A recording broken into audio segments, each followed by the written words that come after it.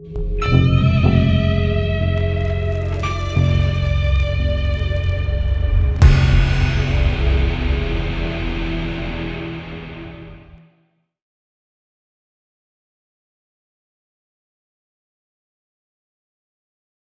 more natural, isn't it? You get anyone to punch who doesn't do karate, they won't twitch their hip, they'll just punch forward and their body will come forward. That should be more natural for you. Okay? Now, stretch the chest. Stored energy happens here in this phase where you're opening the chest and squeezing into the back. That stored elastic energy then drives it forward. The protection element of the body. So if you stretch really quickly, your body will naturally protect itself and it will just stop it from happening. If it doesn't, it will rip the muscle, or tear tendons or whatever. So you get to a certain point, but the body will try at least to contract. So once you get that phase, the isometric phase is the middle phase, and then this concentric phase, which is this phase where it naturally comes back in, what you're aiming to do is you're aiming to utilize it to explode from that point, okay? So this is a natural physiological thing that happens in the body. It's called the Stretch-Shorten cycle. And it stretches you open, protects the body, stores all of this elastic energy, and then it's about us utilizing that by driving forward with the punch, okay? So try to use that. It's like a physical advantage you have just naturally. And sometimes when people are very flexible in karate, they have more advantages. You could quite easily argue that when you're inflexible, the stretch comes earlier, so you get more advantage from it. He just told me that he told me off for not reacting to the count. And then I was doing Kumite, basic Kihon Kumite with my training. My instructor was very good, and I was a bit stuttery, like you get sometimes when you with your senior. He's very, very quick, and then the sensei came over and he said, "That's why. That's why. Don't get into that habit of not listening to the count or reacting to something." So don't make that your habit as well. Just whether it's a count or you're moving to someone's action, then just make that your habit. Try not to flow through like there is no count all the time. Okay, control our center line, control our hips, whilst we're driving beyond our natural point of step. Okay, so push yourself beyond, try to keep your center line, try to keep your hip under control. So obviously it's easy to a point with standing up, it makes it much harder when we step. So drive forward now, reaching slightly further, but your hips still driving in. Building certain attributes that we have as karate. Tommy says we'll demonstrate. Oizuki here, keeping control of everything, driving into shoulder. And then the distance might be slightly off, but do your best.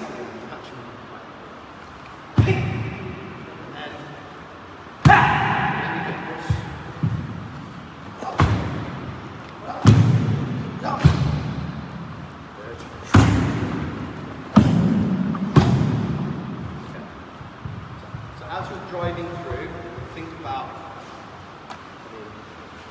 the front leg comes to the back leg. This is your driving leg. When the kick starts, this one drives. Is it like this? Is it doing this before you land? If it's not engaged in the floor, it's not driving you in. So be conscious of that. And just for this exercise, like I say, it's a drill. It's not trying to prove anything from a Kumite perspective. It's a drill. Try to drive into Shomen as you do 1, 2, 3, 1, 2, 3 straight off, and then you go to the back of the line. So what will happen? Your job is to control your body, like we did when we stood up when we were punching. You were gaining maximum control, but also correct distance now and correct control. But correct control isn't this, is it? So that's not acceptable, especially at this more senior end. It must be here all the time. So don't accept anything else. But also, don't smack him in the face as well. That's not your job.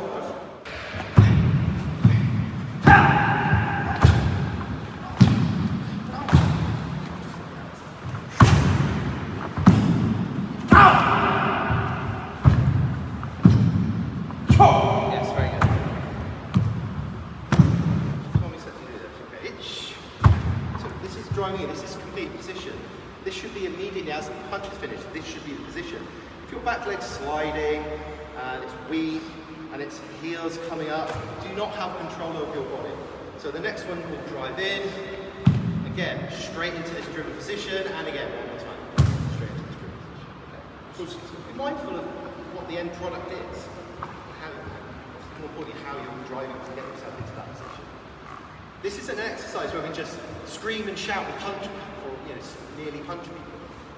There's plenty of time to just scream and shout karate. It's not today. Okay? So, right, we don't need to stop. We generally hit something. And when you don't, you can just swing through, or maybe you want to stop it. And when you do it as a protective thing.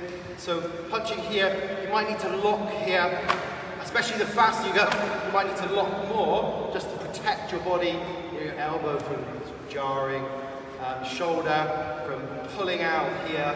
So you might need to do that. But now that you've learned what that feels like to be maybe a little bit rigid, a little bit tense within your technique, a little bit stiff, now try and break free from that, because if you truly know what that feels like, so everyone do this, and squeeze the muscles and then just release, you know the difference now.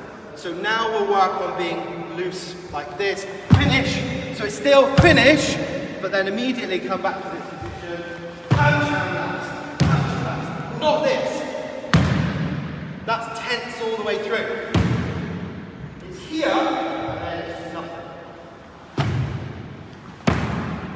With that theme of now releasing from the tension of the technique, we're just going to stand up and you're just going to punch slowly, and I'm going to try to be that relaxed punch. So we're going to take that feeling of flowing, being relaxed, being light, smooth, in now, so just here.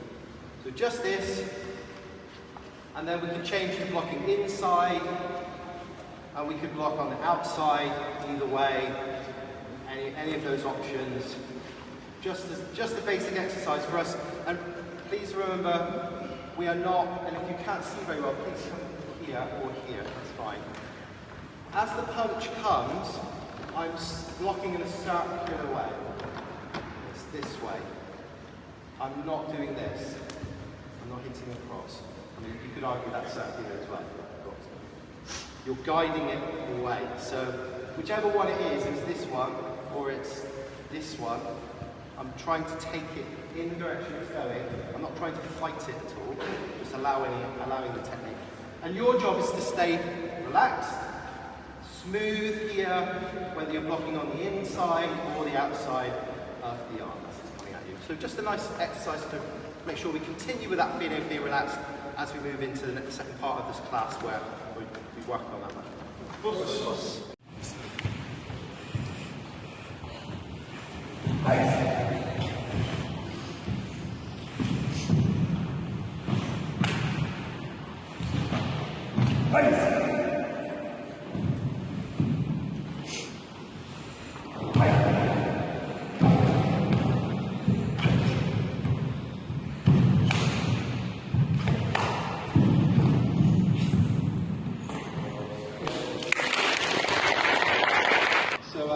Let's do that one more time. 2. Always keeping control, always keeping in contact with your opponent.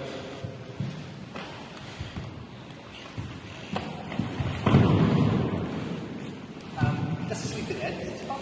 Awesome. Okay. And just a point about this week, as we hit, so you've got options, you can get in close, you bump, use your leg, but also you can just use the sort of foot, just a hook back, and that can be incredibly effective.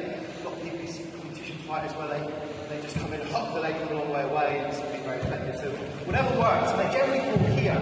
Keep control, punch them with this hand. Okay?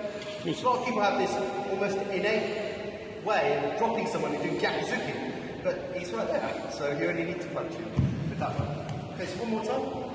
All we're going to do is add on that sweep.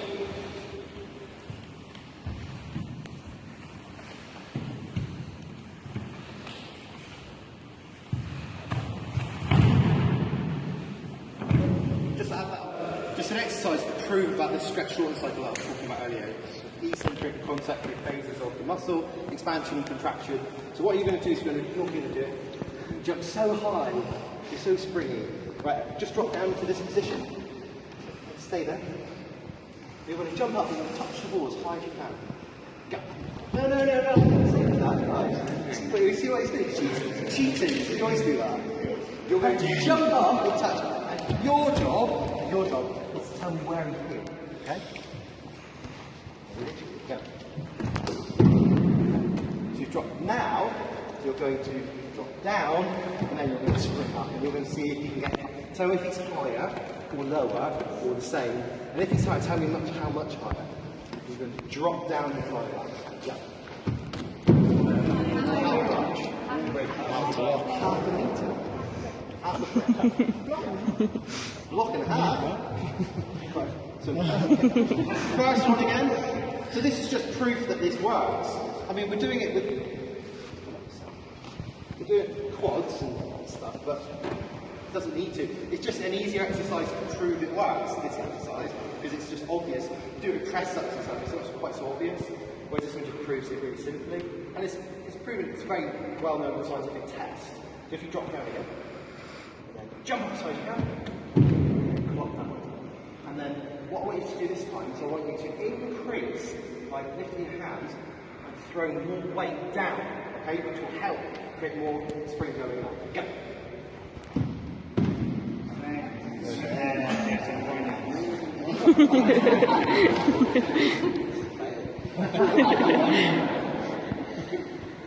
So like I said, it definitely is scientifically proven to work. That's beyond science. One more time, come on.